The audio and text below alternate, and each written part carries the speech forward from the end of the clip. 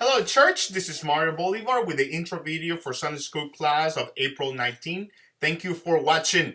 This lesson is about Stephen. Now, before we get into the lesson, let me remind you that our choir director for children will be taking the children for about 10 minutes before your class starts. The goal is to teach them a song that the children are going to be singing in worship on Mother's Day. So just when you're planning your lesson, please be mindful of time because you're going to have 10 minutes where you're going to be singing with the choir director. Now, diving into our lesson is found on Acts chapter 6, verse 8 to 10, and chapter 7, verse 51 to 60. Like I said, our lesson is based on Stephen, who is one of the first disciples and one of the first people who ever got killed because of their faith in Jesus Christ. The lesson talks about a lot of things, but I would recommend focusing on the following things. Have the students really understand why Stephen got killed. That's very important. While might not be our reality in America, the reality for Stephen was that people killed him because he believed in Jesus Christ. You know, God tells us and encourages us to tell the world about Jesus. God wants us to share about our faith. You know, speaking about your faith is hard, but we are never in danger as Stephen was. Maybe you can tell the students why it's hard to teach Sunday school class. Maybe you can share some of your stories when you're preparing the lesson. Maybe they will benefit from hearing that teaching sometimes about God is not easy, but you're never in danger like it was Stephen. In America, we are pretty safe. We are allowed to believe what we believe, and we should not be afraid of speaking out.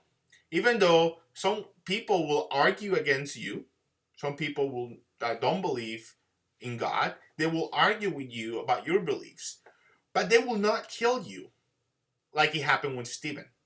I mean, in some cases it will, but it just doesn't happen that often. Now, that's what happened in America. That's not the case in the rest of the world. There are parts of this world like North Korea, Somalia, Syria, Iraq, Afghanistan, Saudi Arabia, Maldives, Pakistan, Iran, or Yemen, where you can be in danger if you're a Christian. If you speak about God in some of these countries that I mentioned, you can get killed. You can really get hurt because people will hunt you down because of what you believe. In these parts of the world, being a Christian is dangerous. In America, we have the freedom to speak about our faith, to have churches to worship, and we need to give thanks to God because we have that possibility. But we also, in our prayers, we need to remember those Christians in other countries who are being persecuted because of what they believe. They really need our prayers and our encouragement. But we can do more than that. They are children that soon will grow up to be adults. You can tell them that they can change the world. We don't know what our children's will be.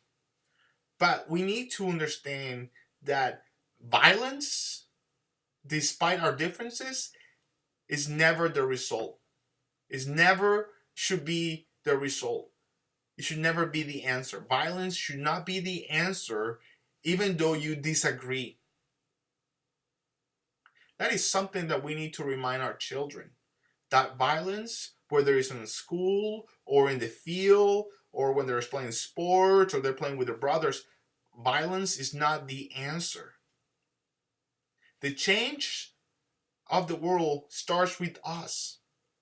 In a world full of so many people thinking different things, Christians should be not resorting to violence. That is the last thing.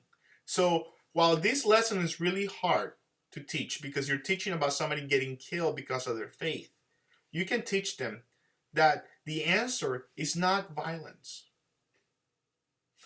Thank you so much for teaching the lesson. See you Sunday.